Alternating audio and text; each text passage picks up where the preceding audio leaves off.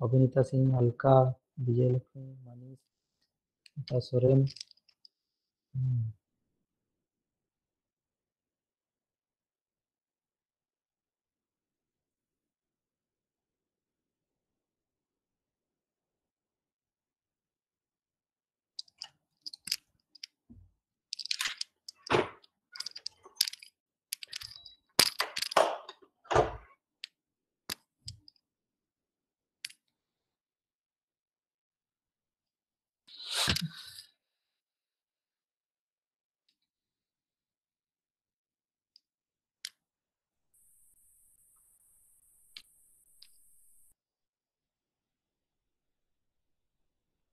हम बता रहे थे फाइनेंशियल स्टेटमेंट एनालिसिस, और आपको फाइनेंशियल स्टेटमेंट एनालिसिस में रेशियो एनालिसिस, रेशियो एनालिसिस में बहुत सारे क्वेश्चन आने वाले हैं। फाइनेंशियल स्टेटमेंट बनाने के लिए भी आपको सवाल आ सकते हैं। तो ऑलरेडी आप discuss this much, cost concept etcetera, ये भी आएंगे, धीरे धीरे आएंगे बाद में। The things which are made by me, हम चीजें बनाकर रखे थे।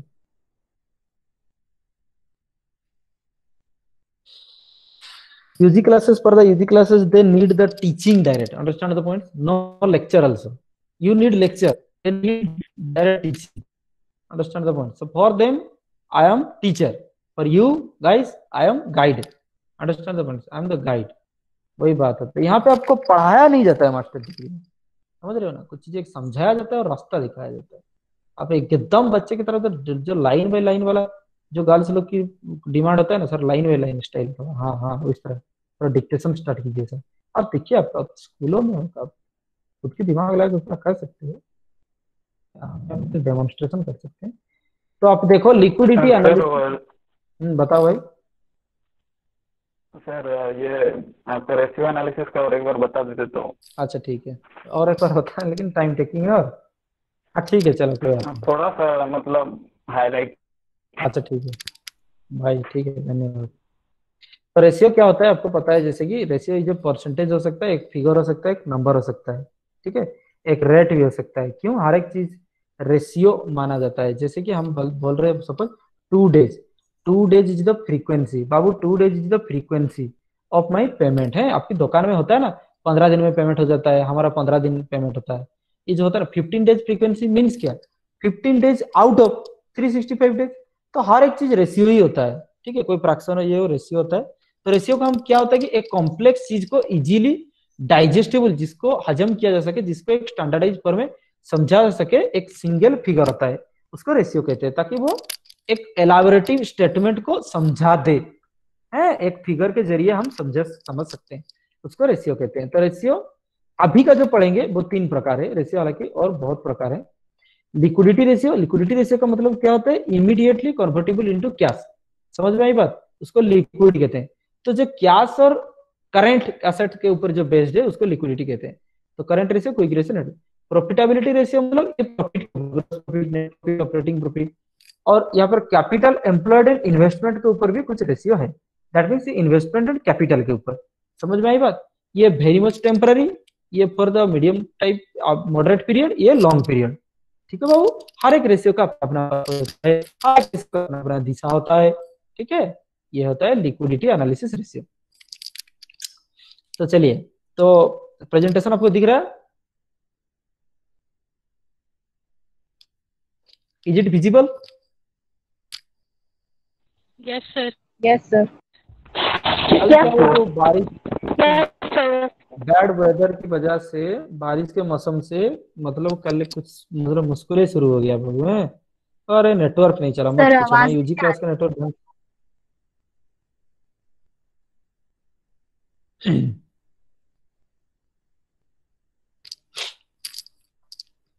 ठीक है, धीरे धीरे वो क्लियर हो जाएगा।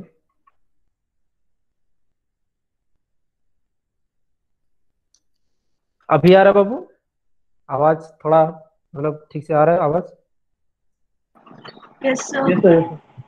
सर कट रहा है, आवाज क्लियर नहीं आ रही। हाँ हाँ, तो सुनो, वो आपकी भी प्रॉब्लम हो सकता है, समझ रहे हो? तो दिस इज म्यूचुअल, मतलब आपकी नेटवर्क स्लो तो मेरा नेटवर्क स्लो तो सर्वर तक ठीक से नहीं जाएगा चीजें। आपके भी नेटवर्क स्लो होगा तो सर्वर से आपके पास ठीक से चीजें नहीं जाएंगे। तो it's a cycle, understand the point. ठीक है, जैसे भी होगा आप सुन सकते हो, कोई बात नहीं, धीरे धीरे क्लियर हो जाएगा। तो लिक्विडिटी एनालिसिस रेशियो में क्या होता है, करंट रेशियो। करंट रेशियो का मतलब समझते हो, मतलब अभी मार्केट में जितना करेंटली हमको लाइबिलिटी पे करने हैं उसके हिसाब से हमारे पास करंट एसेट्स कितने बचे हुए हैं, ये सीधी बात है। मान लो ये रेशियो आता है 5/2, इसका मतलब क्या है, अगर 5 रुपया आगे हम अभी हम रेडीली जुगाड़ कर सकते हैं, क्योंकि करंट एसेट का मतलब क्या होता है, cash, debtors, receivables etcetera. That means कि these can be readily convertible into cash within a short period of time. तो अगर 5 रुपया हम जुगाड़ कर सकते हैं तो हमको बिल्स और आउटस्टैंडिंग में कितना पैसा जाएंगे, 2 रुपया। दैट मीन्स इतना पैसा आपको देने हैं, इतना पैसा आपको मिलने हैं, तो 3 रुपया आपके पास बैलेंस बच रहे हैं। और आइडियल रेशियो करंट रेशियो का 2:1 होता है। मतलब कोई भी एक टाइम में अगर 2 रुपया आपके पास करंट एसेट है तो 1 रुपया ही आपकी लाइबिलिटी होनी चाहिए, ये बात है। क्विक रेशियो में क्या होता है, क्विक एसेट्स को लेते हैं। क्विक एसेट मतलब करंट एसेट से जब एसेट को हटा देते हो, ठीक है, क्योंकि एसेट जल्दी मिलता नहीं है। तो current asset by current liabilities, understand the point. That means कितना मार्केट में पे करने हैं अभी, उसके हिसाब से क्विक एसेट कितना है हमारे पास। मतलब ये कह सकते हो कहीं ना कहीं हमारे पास एग्जैक्ट पैसा कितना है, समझ में आए, जल्दी कैश में कन्वर्ट होने वाला कितना है हमारे पास। ये होता है उसका ideal ratio 1:1। और एक तो दिया नहीं है, और एक तो होता है absolute cash ratio. Absolute cash ratio, absolute cash ratio का मतलब क्या होता है, सीधा कैश बाई आप लिखोगे, सीधा कैश बाई करंट लाइबिलिटी, कहीं पे करंट एसेट भी होता है। दैट मीन्स कि एग्जैक्ट आपके पास पैसा कितना है, सीधा हार्ड कैश। और बिल्स रिसीवेबल उस सब का भरोसा नहीं करो, क्योंकि पॉकेट में जब तक पैसा नहीं है वो पैसा पैसा ही नहीं है, ठीक है, ऐसा आप लोग मान लेते हो। तो करंट लाइबिलिटी उसके हिसाब से आपके पास कितना है। तो इसका आइडियल रेशियो होता है 0.5:1। दैट मीन्स कि 50 पैसा आप रेडी रखे हो तो 1 रुपया आपके बाजार में देने हैं तो चल जाएगा, कोई बात नहीं। नेट वर्किंग कैपिटल होता है net working capital by total assets. Net working capital कैसे मिलेगा, current assets minus current liabilities. अभी कौन ज्वाइन करने आ गए भाई, माहिनूर कायनात, देखिए आज क्यों लेट हुआ, आज बताओ तो क्या बहाना लेकर के आए हो।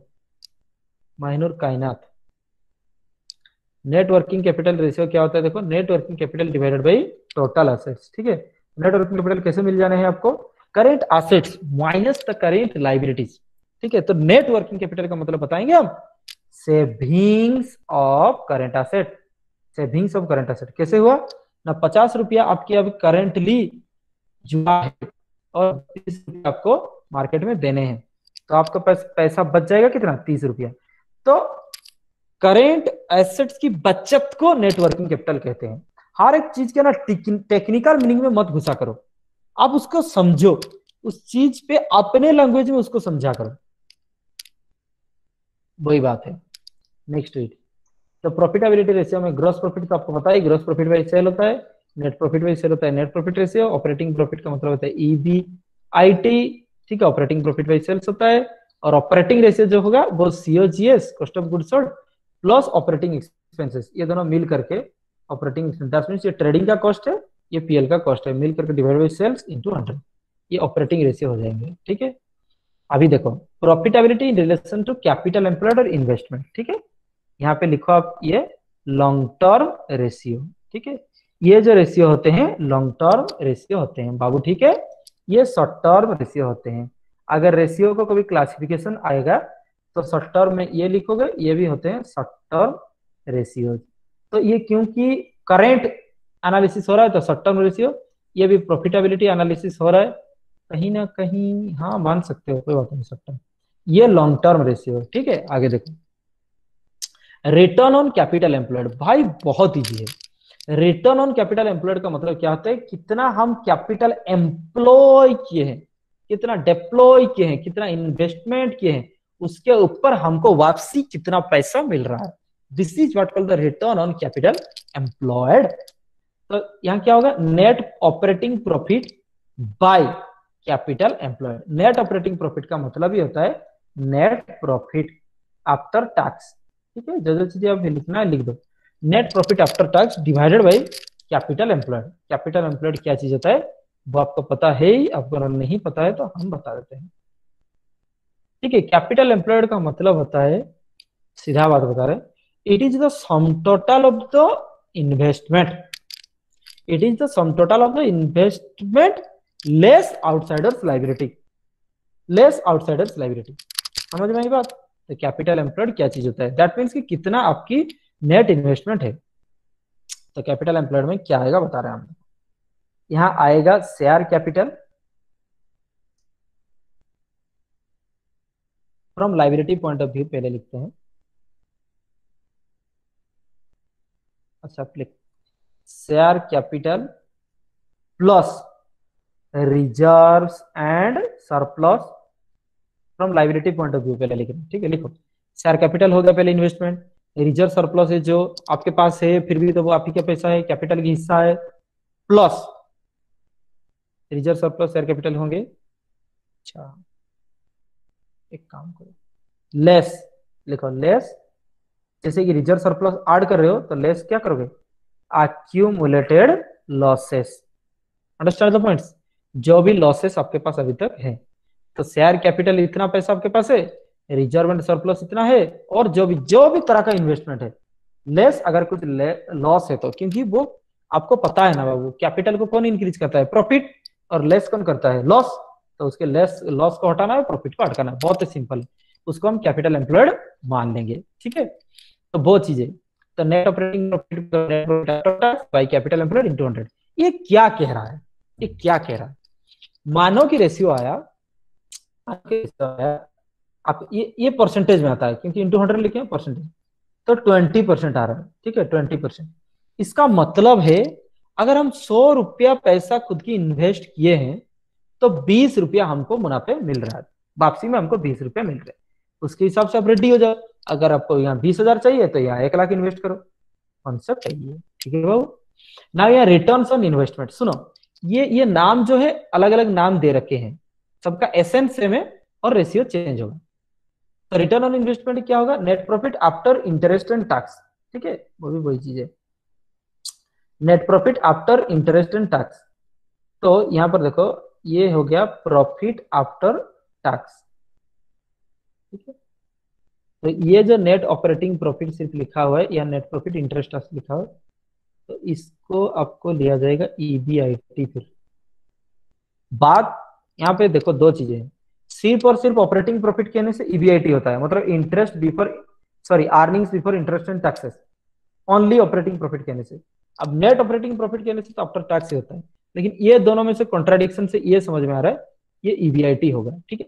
आपकी क्वेश्चन के हिसाब से अगर ईबीआईटी दिया है ईबीआईटी यूज करो, डायरेक्ट प्रॉफिट दिया हुआ है तो प्रॉफिट यूज करो, यहाँ पे कोई डुअलिटी जोर नहीं है। आगे हम बढ़ते हैं, यहाँ पे डायरेक्ट आपको लेना है प्याट, दैट मीन्स की net profit after interest and tax, ठीक है। मतलब लास्ट में रेसिडुअल प्रॉफिट आपके पास कितना बच रहा है, divided bye share holders fund, ठीक है। अभी हम लिखेंगे शेयर होल्डर्स फंड क्या चीज होता है, लिखो कुछ कुछ चीजें लिख दो, शेयर होल्डर्स फंड।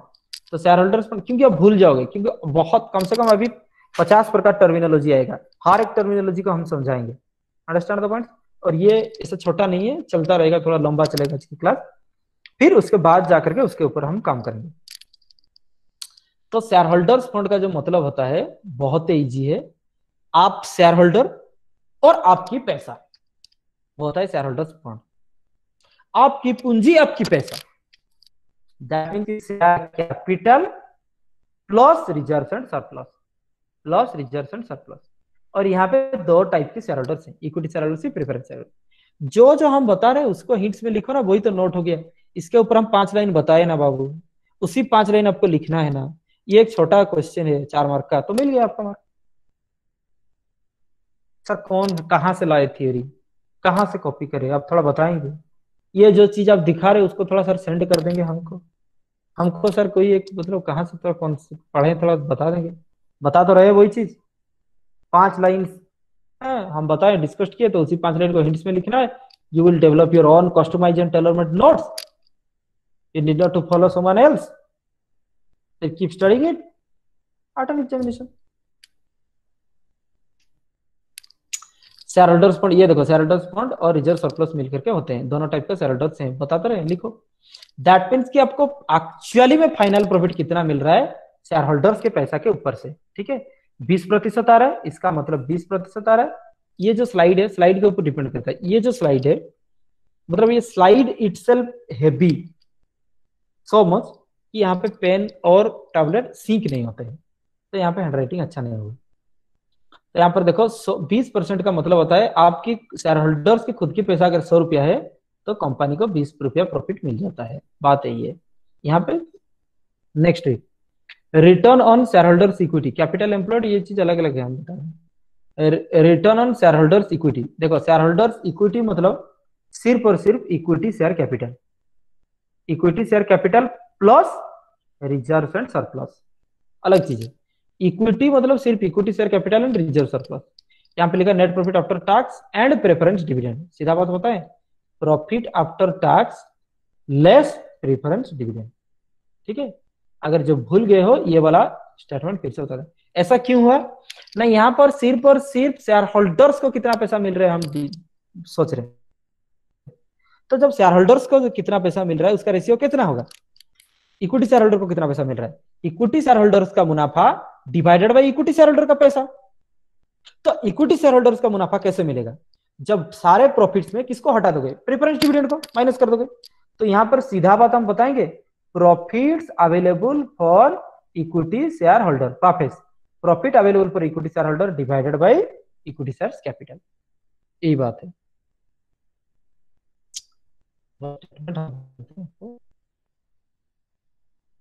देखो यहीं पे लिख करके बताते हैं।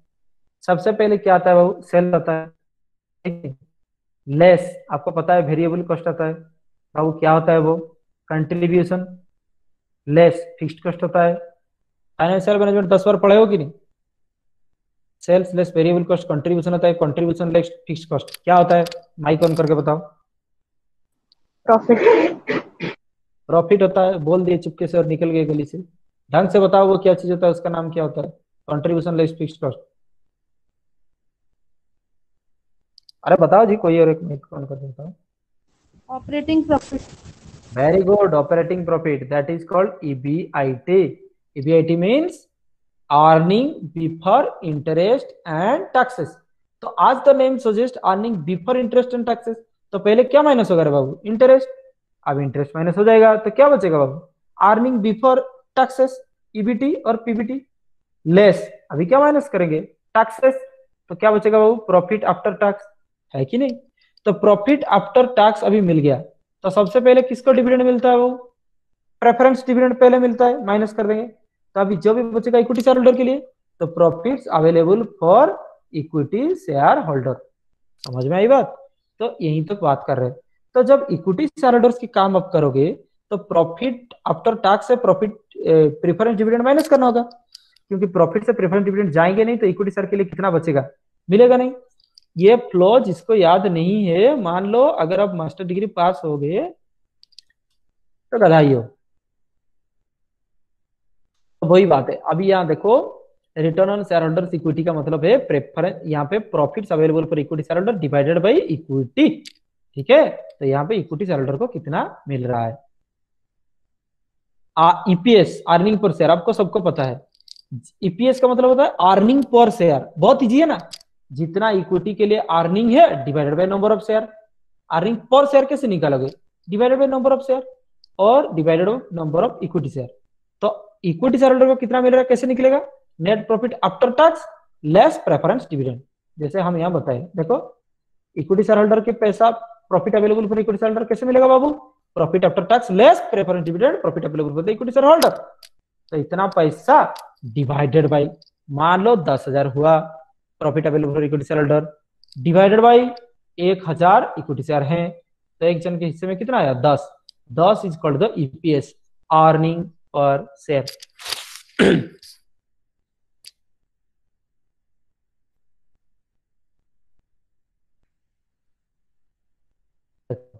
तो ये था क्या, ईपीएस।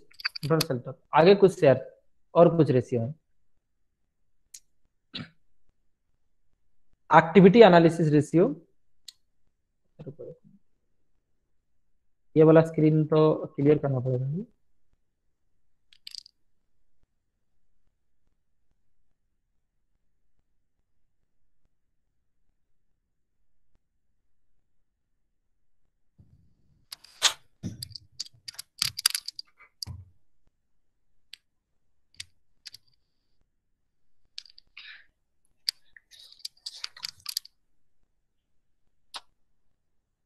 नेक्स्ट टाइप ऑफ, ये सब क्या होते हैं पता है आपको, ये सबको, और टाइप्स ऑफ शेयर आ गए। तो टाइप्स ऑफ शेयर में आपको फिर नहीं पूछोगे sir type of share, long question आएगा। यहाँ पर देखो क्वेश्चन,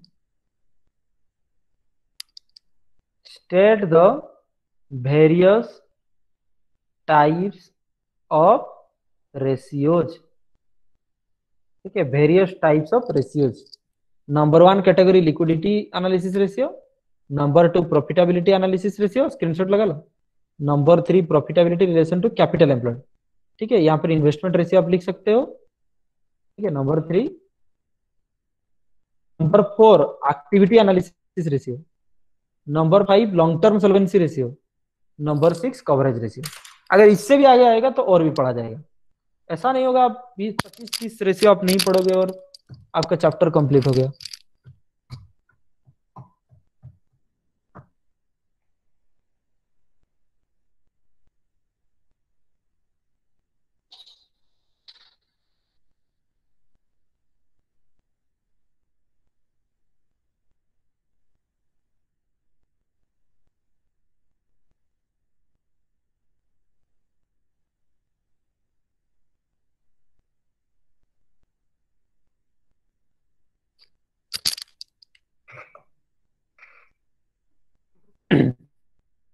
एक्टिविटी एनालिसिस रेशियो, यहाँ पे क्या होगा बात बता रहे हैं। एक्टिविटी एनालिसिस रेशियो का मतलब होता है, so you have to analyse the sum activity, जैसे कि अकाउंट्स रिसीवेबल, एसेट, ठीक है। अभी देख लो जैसे हम बता रहे हैं, asset turnover ratio, asset turnover ratio that means कि हमारे एसेट टर्नओवर के हिसाब से कैसे हैं। Accounts receivable ratio, inventory ratio, ये सबको कहा जाता है एक्टिविटी एनालिसिस रेशियो। ठीक है, लॉन्ग टर्म सॉल्वेंसी रेशियो किसको कहते हैं, मतलब in the long run, in the long run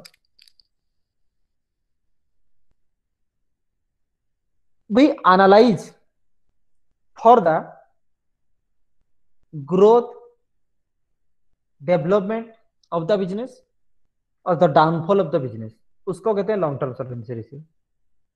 coverage ratio का मतलब क्या होता है, up to which extent we can cover our expenses और losses.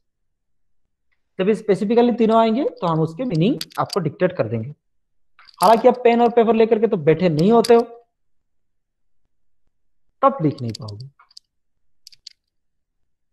Activity analysis ratio, activity analysis ratio में क्या होता है देखो, it is analysis of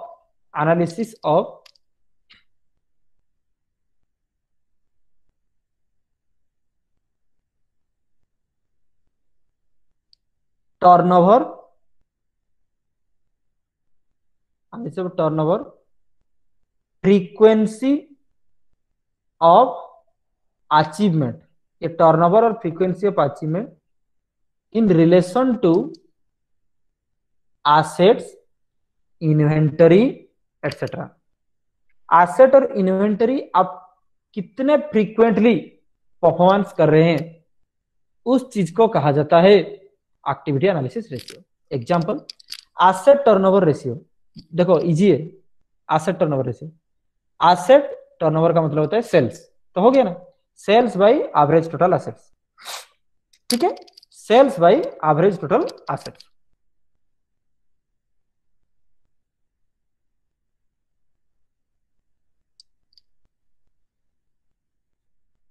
average total assets किसे आएगा ना, average total assets beginning total assets plus ending total assets by 2। ये क्या कह रहा है, मान लो, मान लो इस रेशियो आता है, ये रेशियो आता है 3। ठीक है, एवरेज टर्नओवर रेशियो आता है 3।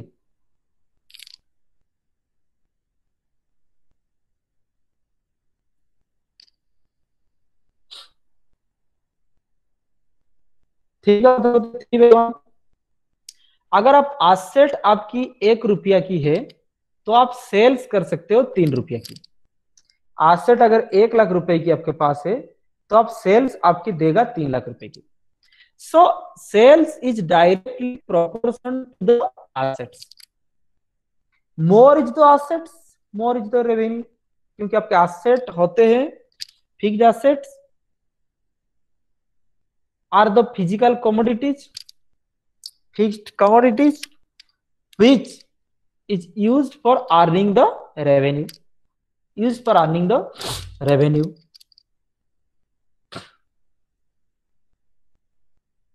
लेकिन एसेट जो होते हैं वो चेंज होते रहते हैं। बिगिनिंग ऑफ द ईयर में जो आपके एसेट थे 1 लाख रुपए की, आप साल के बीच में और भी एसेट खरीदोगे कि नहीं? लास्ट में जा करके आपकी 3 लाख की एसेट हुआ है ना। सवाल ये, कभी 1 लाख ऊपर के काम हो रहा था, कभी 2 लाख एसेट्स के ऊपर बिजनेस हो रहा था, कभी 3 लाख ऊपर के एसेट के बिजनेस हो रहा था। तो वो कौन सा फिगर लिया जाए ना, उसलिए एवरेज, ना पहले का ना आखिरी का, एवरेज। तो उसके बाद जितने भी एवरेज कॉन्सेप्ट आएंगे आप समझ गए क्यों एवरेज किया जाता है। Because we are generating revenue throughout the academic session, sorry throughout the academic period. अरे एकेडमिक नहीं होता है वो, accounting. Throughout the accounting period, we are generating revenue, and assets are being used throughout the year. But someday we use the lakh of asset, someday we use 3 lakh assets. Now, to avoid a rational thing, attain a rational thing, we just make it an average. So 1 lakh और 3 लाख को जोड़ करके average कर दिया जाएगा। तो average अभी हमारे पास कितना है? 1.5 लाख। 1.5 लाख एसेट्स के ऊपर हम कितना कमा लिए? वही बात है, तो 3 गुना हम कमा लिए। समझ में आई बात? यही बात है, इसलिए sales by average total asset, asset के ऊपर कितना सेल्स हो रहा है। ठीक है, आगे देखो, पहले जो समझ में आएगा उसको बताएंगे, उसके बाद नाउ इसको समझो। Inventory turnover ratio number 1, number 2 inventory turnover ratio क्या कह रहा है? इन्वेंटरी टर्नओवर रेशियो कह रहा है कि cost of goods sold by average inventory. इसका मतलब हम आपको समझा रहे हैं। कॉस्ट ऑफ गुड्स सोल्ड का मतलब आपको पता है? जितना माल आप बेच दिए हो उसका कॉस्ट कितना था, उसका लैंग्वेज समझो। Cost of goods sold, how much goods we already have sold, what was the cost of those goods, this is called cost of goods sold, COGS। और ये कैसे निकलता है हम ऑलरेडी बताए हैं। ठीक है, आप नहीं सुने हो, आप सुनते नहीं हो, आगे का देखो। कॉस्ट ऑफ गुड्स सोल्ड कैसे होता है? या तो opening stock plus purchases less closing stock होने से जितना एग्जैक्टली सेल हो गया उसका कॉस्ट निकल जाएगा, क्योंकि ओपनिंग स्टॉक परचेज ऐड करते हो तो टोटल इतना आपके पास माल आया, लेस क्लोजिंग स्टॉक बचा हुआ है तो बाकी चला गया। और कॉस्ट ऑफ गुड्स सोल्ड कैसे निकलेगा? Sales less gross profit. तो सेल्स से ग्रॉस प्रॉफिट को हटा दोगे तो भी कॉस्ट ऑफ गुड्स सोल्ड आपको मिलेगा। लिखते रहो। नंबर 1 इन्वेंटरी टर्नओवर रेशियो क्या है समझाओगे। नंबर 2 फॉर्मूला लिखोगे। नंबर 3 उस फॉर्मूले में जो मतलब टर्मिनोलॉजी यूज हुआ उसको एक्सप्लेन करोगे। नंबर 4 एक एग्जांपल दोगे। ये चारों पॉइंट लिखने से आपको इतना में ही 4 मार्क मिल जाएंगे और ज्यादा कुछ करने नहीं, फ्लो में जाओ। नंबर 1 इन्वेंटरी टर्नओवर रेशियो क्या है? चलिए, number 1 inventory turnover ratio shows the relationship of cost of goods sold to average inventory. It shows the frequency of inventory being used. Number 2 this ratio. Number 3 वो ratio की elements को समझाना। Number 4 example लगाना। Example का मतलब क्या होता है? कॉस्ट ऑफ गुड्स सोल्ड इतना, एवरेज इन्वेंटरी इतना, तो आंसर आ गया इतना, और उसके ऊपर कमेंट। कमेंट भी तो हम समझा रहे हैं। क्या था comment? Now suppose the ratio is 3/1, then suppose the ratio is 3/1, then it suggests that we generate revenue thrice our net assets, which is a very much favorable situation for the business.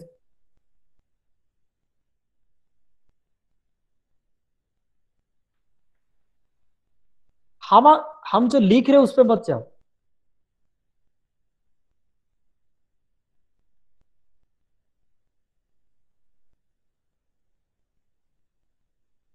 बहुत सारे चीज उसकी flow जो हम समझा रहे हैं, कैसे लिखोगे एक थ्योरी, उस फ्लो को याद रखो। उसको अभी तुरंत नोट में लिख भी नहीं सकते हो, उसको याद रख लो, हिंट्स में लिख लो, उसके हिसाब से आप नोट लिखो और उसी चीज को पेस्ट मार दो एग्जाम में। मार्क कैसे नहीं आते हैं हम देखते हैं। मार्क के लिए तो आप नहीं पढ़ रहे हो ना, यही चीज आगे भी आप एस करोगे।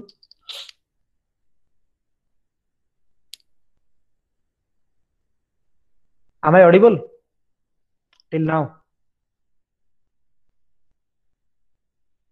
हम सुनाई दे रही? Yes, sir. All. Yes, sir. Yes, sir.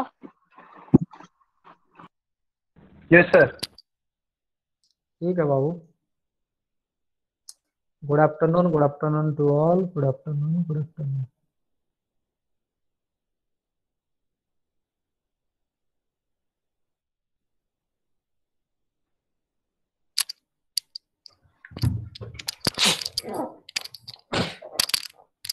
अच्छा, तो अभी हम समझाने वाले हैं आपको cost of goods sold by average inventory. अच्छा, रेशियो आता है 5। ध्यान से, ये cost of goods sold throughout the year. मान लो हुआ 50,000, throughout the year cost of goods sold माना जाता है ना, मतलब जितना एक साल का हुआ 50,000 बाय एवरेज इन्वेंटरी, मतलब at any point of time. Lakhwan Singh, at any point of time हमारे पास इन्वेंटरी पड़ा हुआ होता है। अब हर एक रेशियो को समझो, रट देने से कुछ नहीं होगा। पड़ा हुआ होता है 10,000,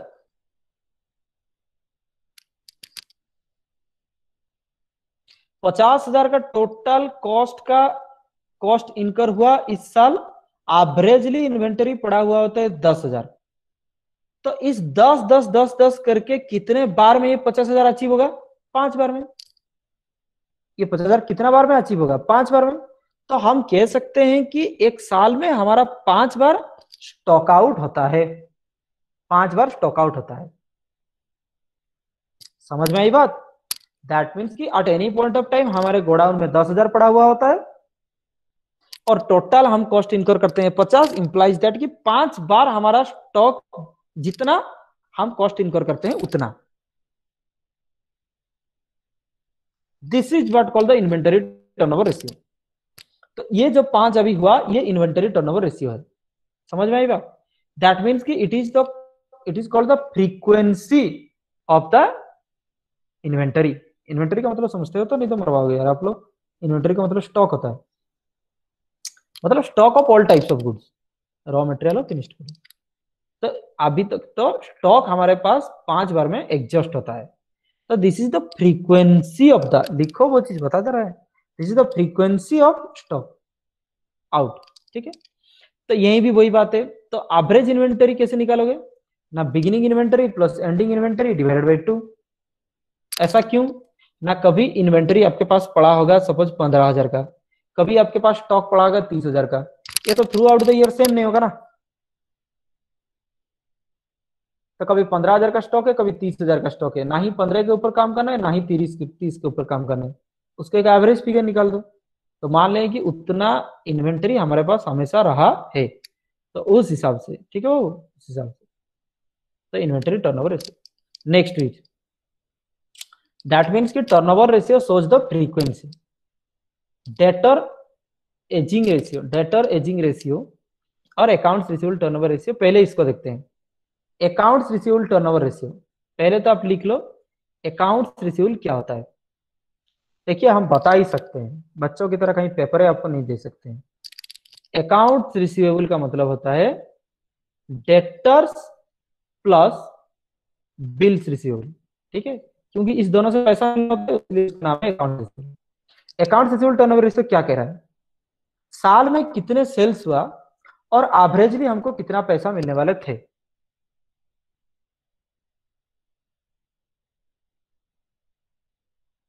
Number 1 point, it shows the frequency of account receivable in relation to the sales। तो यहां पे बात है, मान लो 1 लाख डिवाइड बाई, कुछ मुश्किलें होगा, कहीं प्रॉब्लम होगा तो माइक ऑन करके आप बताओगे। और माइक में कभी कभी कहता है क्या, आप कुछ चीज का रेस्पॉन्स कर रहे हो वो हम नहीं सुन पाते हैं। तो जब नहीं सुन पा रहे हैं तो हम तो यहाँ पे रेस्पॉन्ड आप करेंगे नहीं, तो व्हाट्सएप मैसेज करोगे, मेरे सामने मोबाइल रखा हुआ। ठीक है, स्पीडीली पूरा मैसेज करते रहोगे हमको कि कुछ प्रॉब्लम हो। आगे देखो, और slight issue like sometimes voice become mechanical, some awaz like toonta kurkar that occurs many a time, that is mechanical problem. Understand the point? Due to the server, due to the connection, still you are able to listen na, so adjust कर। Giga fibre internet का हमको नहीं दिए गए बाबू, गरीब सा प्रदेश है, क्या कर सकते हैं। तो देखो अकाउंट्स रिसीवेबल टर्नओवर में क्या होता है, sales by average account receivable, and many things. I do not depend upon the government, I do not depend upon the college. You must have that much of that attitude. You must have depend upon the world also, you must have depend upon us also. How? The software installed in my advanced software installed in my laptop with my own efforts. The thing which I use, the devices used by me,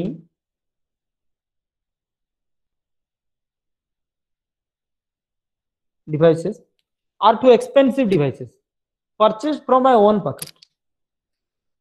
The wireless keyboard, mouse, etc. Why I'm telling all these things, I will explain. These things from my own pocket.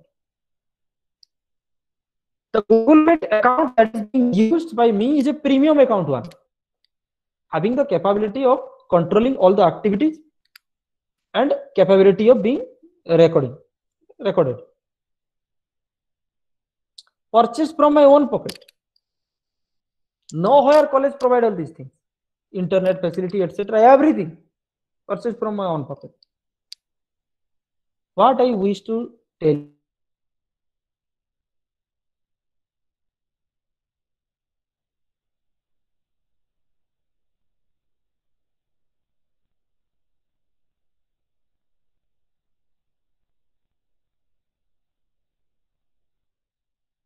you cannot make excuses for these things. हम यहाँ पे यही नहीं कहेंगे एक mobile उठाते, accounts कैसे पढ़ा सकते हो मोबाइल में, भाषण लगाने से फॉर्मेट हो जाएगा, बैलेंस शीट हो जाएगा।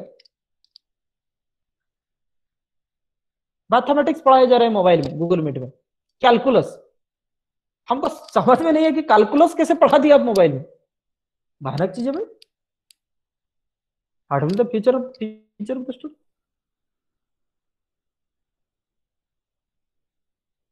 Argument is that nowhere government provided us, listen this particular sentence, nowhere our government, our department, our college provided us, the teachers argues that nowhere we are facilitated with all these equipments, that's why what we can do, we have only the smartphone.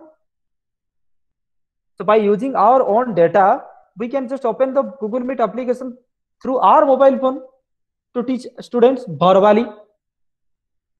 बाकी सब हम pocket से क्यों अपना खर्चा करें? समझ में आई बात?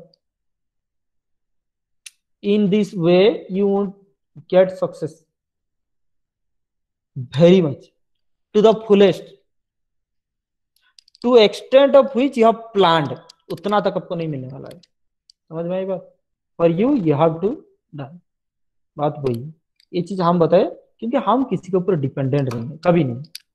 कुछ भी नहीं देगा गवर्नमेंट, हम अपना खुद का एक एकेडमी बना देंगे स्टूडेंट को पढ़ाने के लिए।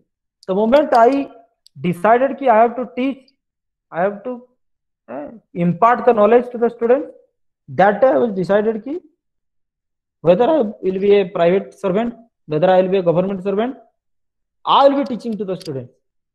Till date, hundreds of students I have already taught free of cost. When I was established the institution, 100 of students I taught them free of cost, and several of students, till all of my several of the students, they become topper and rank holder of the audition. Understand the point? Don't depend upon excuses मत दो. Understand the point? खुद की काम खुद को देखो। Career crisis India में इतना बढ़ गया है कि अभी आप खुद को प्रूव नहीं करोगे तो नेक्स्ट 2-3 साल तो वैसे भी एम्प्लॉयमेंट नहीं है, नेक्स्ट 30 साल तक ओडिशा की एम्प्लॉयमेंट नहीं होगा। And Odisha is on still it's A under developed state, you know. तो यहाँ पे आप खुद को प्रूव नहीं करते तो आगे एमएनसी में आप जा नहीं सकते। एनीवे, तो inventory turnover ratio, these things, average inventory. हाँ, यहाँ पर हम क्या बता रहे थे, सेल्स मान लो 1 लाख रुपया है, divided by account receivable eight any point of time 10,000 है, 10,000 है। इसका मतलब क्या है, 10,000 दैट मीन्स कि कोई एक समय पे हमको कलेक्शन करना है 10,000। अकाउंट रिसीवेबल का मतलब क्या है? कलेक्शन करना है। कोई एक टाइम पे हमको कलेक्शन करना है 10,000 रुपया, और टोटल हम मार्केट में सेल्स किए अभी तक 1,00,000 रुपया। हमारा स्लाइड वाला जो आईडी है उसको खोल के बैठो, फेस वाला में देखो। तो यहाँ पे कितने बार में हम अचीव करेंगे? 10 टाइम्स। कितने बार में हम पूरा सेल्स को अचीव करेंगे? 10 times. 1,00,000 divided by 10,000, this 10 is called the accounts receivable turnover ratio. Ratio doesn't mean a fraction. 10 times ना, यहाँ पे लिखेंगे 10 times. So times is also ratio, fraction is also ratio, percentage is also ratio. 10 times that means क्या हुआ? Market में जितना हम sales किए हैं उसको 10 बार में हम कलेक्शन कर सकते हैं। This is what called the account receivable turnover ratio.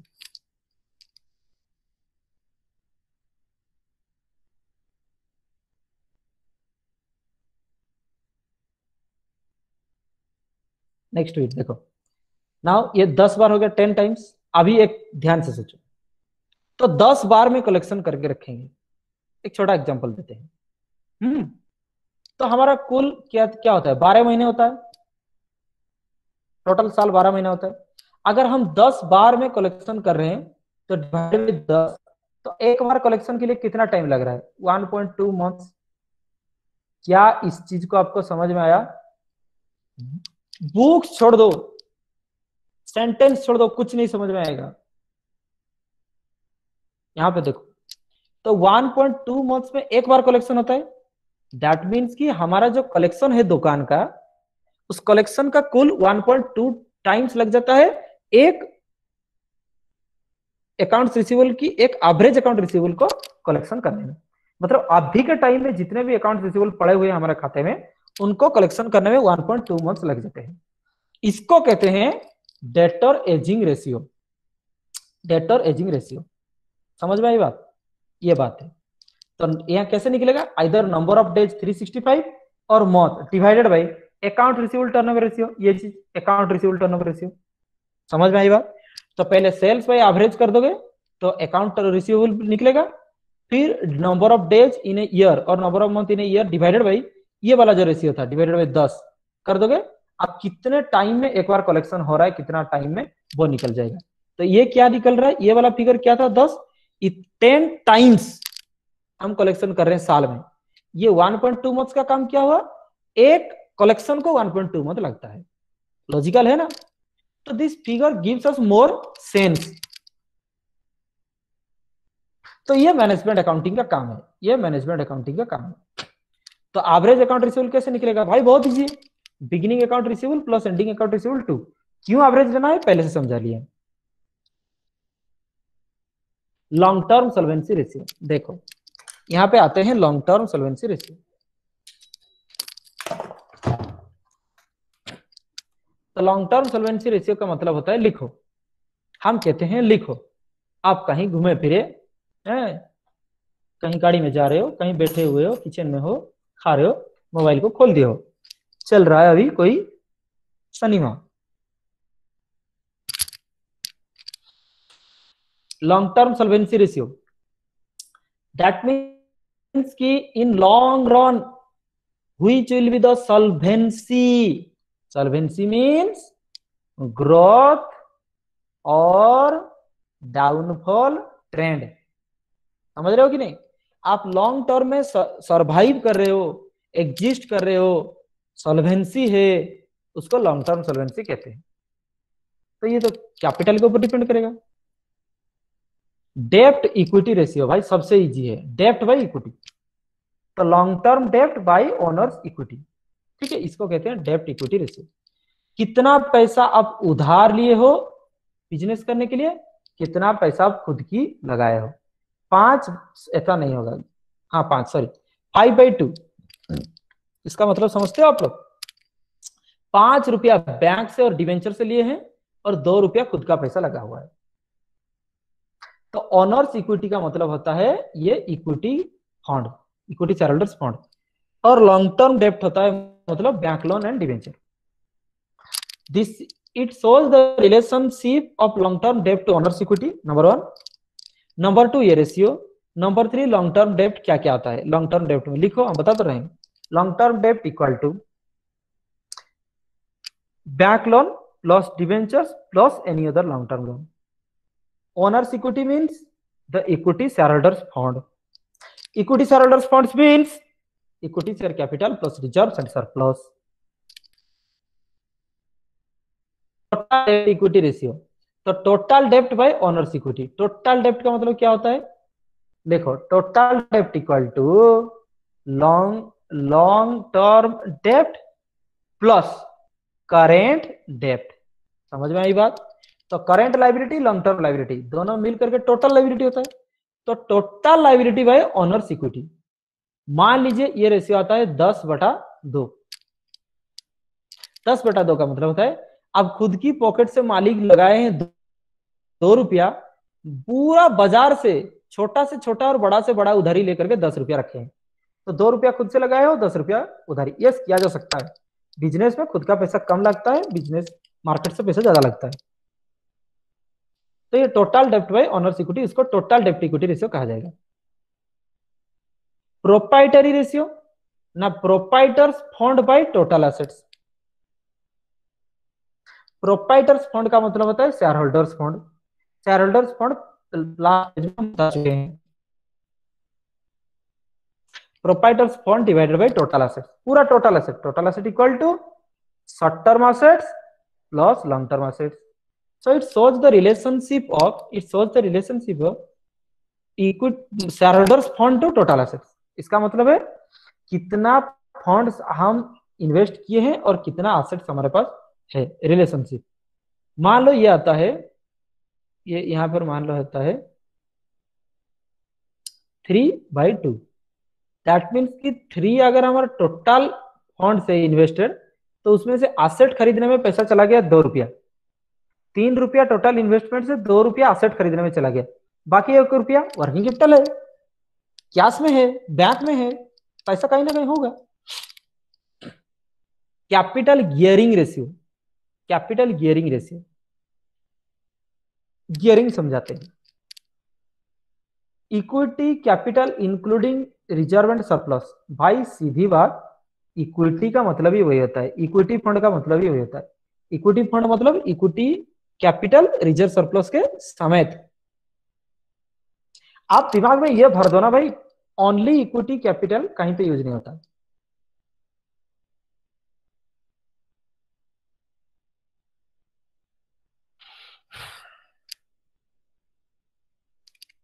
हमेशा इक्विटी का मतलब ये होता है equity fund plus reserve and surplus.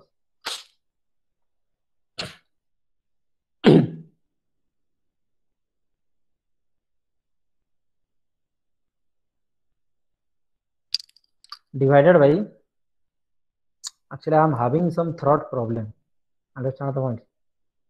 क्योंकि क्या होता है कि जितने भी सारे यंग टीचर तो चिल्लाते रहते हैं दिन भर, continuously flow, without taking water, without taking rest, चिल्लाते रहे। यूजी क्लास में 2 घंटा पढ़ाए, अभी आपको 1.5 घंटा पढ़ाए, कॉन्टिन्यूस फ्लो। क्या होता है कि in the absence of the water particle, the throat gets dried and here we will face the problem of throat cancer।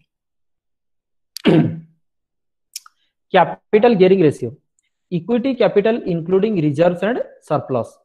That means कि इक्विटी कैपिटल है, सरप्लस, ठीक है।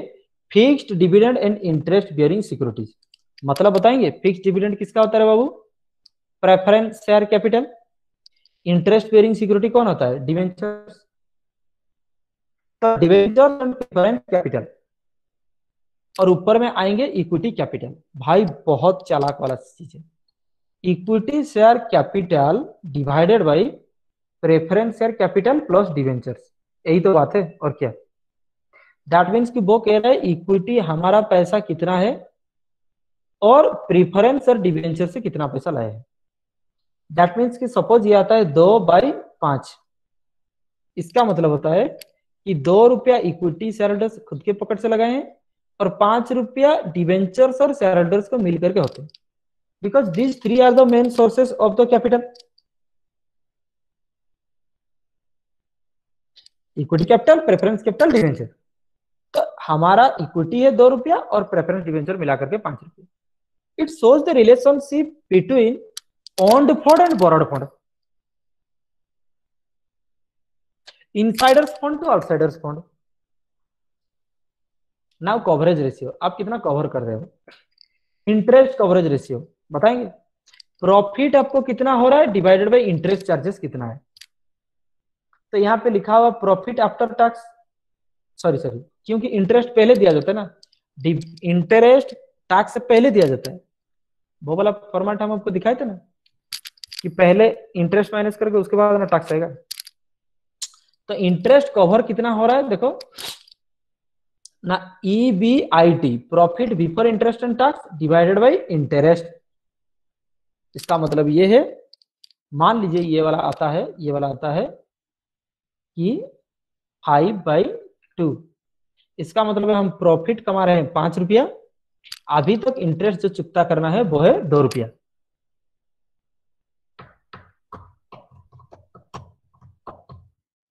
प्रॉफिट हम कमा रहे हैं 5 रुपया इंटरेस्ट और टैक्स से पहले, और एग्जैक्टली उसी 5 रुपया से हमको 2 रुपया इंटरेस्ट देना है, तो 3 रुपया आगे बचेगा। बात वही है। ये रेशियो क्यों, एक ये रेशियो किसको चाहिए, ये रेशियो चाहिए डिवेंचर होल्डर को। डिवेंचर होल्डर को higher is the ratio, debenture holder will interest into investing company. तो मान लो ये रेशियो होता 1/2, इसका मतलब समझते हो, प्रॉफिट कमा रहे हो 1 रुपया और इंटरेस्ट आपको देना है 2 रुपया, क्या आप दे सकते हो इंटरेस्ट, नहीं दे सकते हो, तो यहाँ पर डिवेंचर होल्डर आपके कंपनी में नहीं आएंगे। So the outsiders party have interest in our business, they have no time to study our financial statement. Our company provides some figures, some digestible figures known as the ratio to make them understand betterly who we are.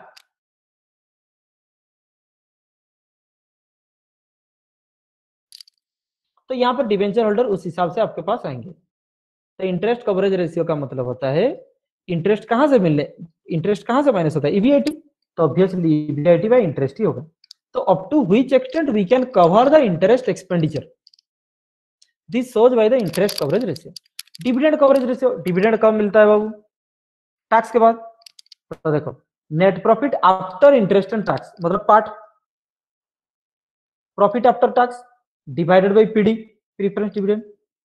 तो profit after tax, क्योंकि preference dividend tax के बाद दिया जाता है। मान लो ये ratio आता है 7/5, 7 रुपया अगर प्रॉफिट आफ्टर टैक्स बचता है तो 5 रुपया प्रेफरेंस डिविडेंड है देने हैं, तो 2 रुपया अभी भी बच रहा है किसके लिए, इक्विटी शेयर होल्डर के लिए। उस हिसाब से कोई एक प्रीफरेंस शेयर होल्डर सोचेगा कि इस कंपनी में हमको आना है कि नहीं आना है।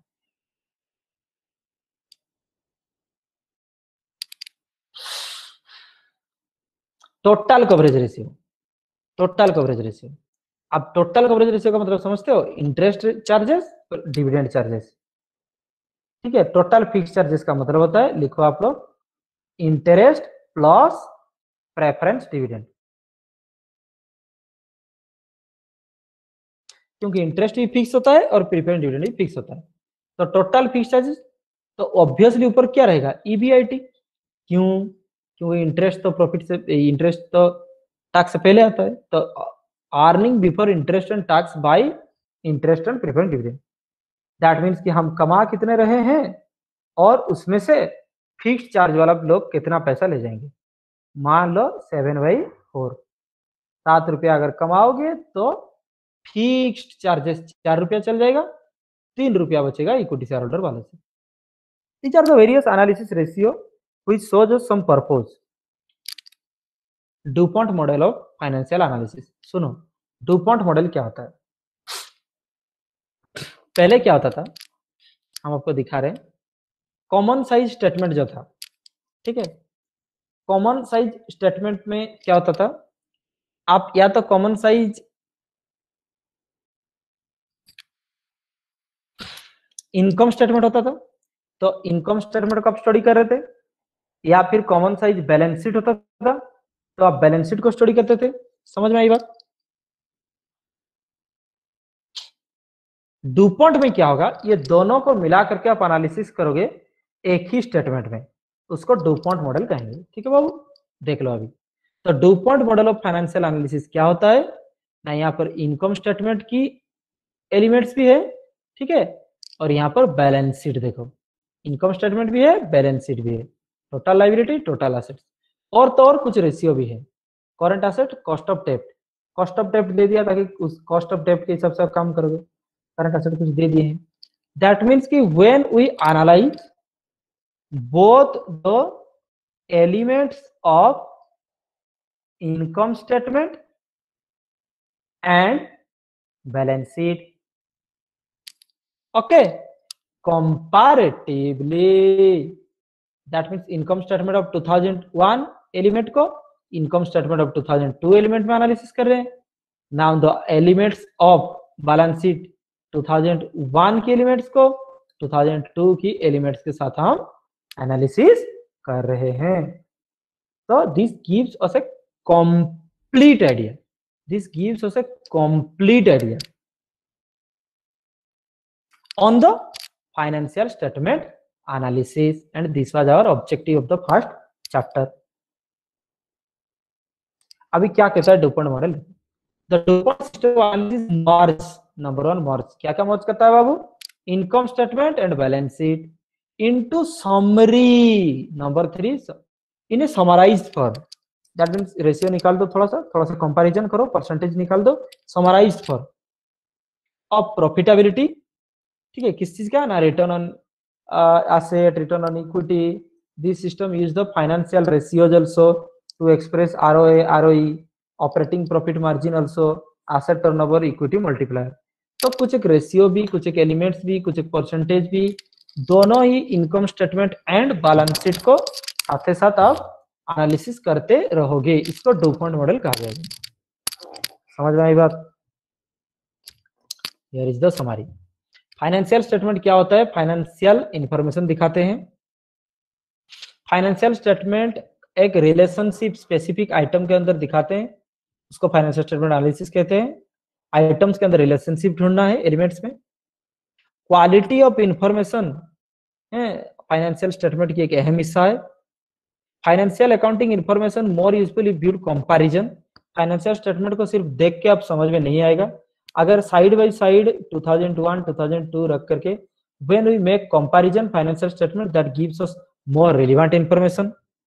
Ratios are the mathematical calculation, वो फाइनेंशियल स्टेटमेंट एनालिसिस के लिए हेल्प करते हैं।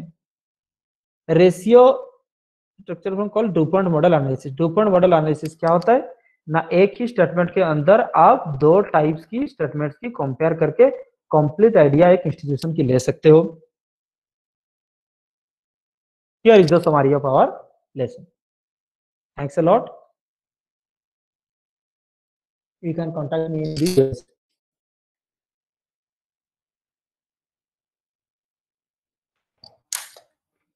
कुछ बोलना है, कुछ पूछना है तो पूछो।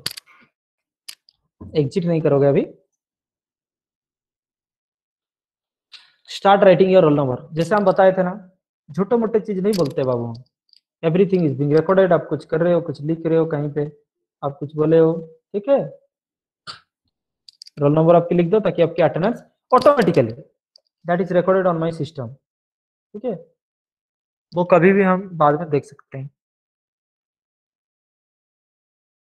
जज अटेंडेंस, अस्मी हो गया, शिवानी हो गया, ज्योति हो गया, Samarendra present, Anjali present, Abhinita present, Somnath present, Dipanjali present, Ani present, Neha present, Anshu present, Shivani present, Saurabh present, Sapno ये तो चेंज करो, Sweety present, Navya present, Aarti present, Lakshman present, Divya present. एक ही यूनिक आईडी से एक ही रोल नंबर आएगा, अदरवाइज दोनों कैंसिल होंगे।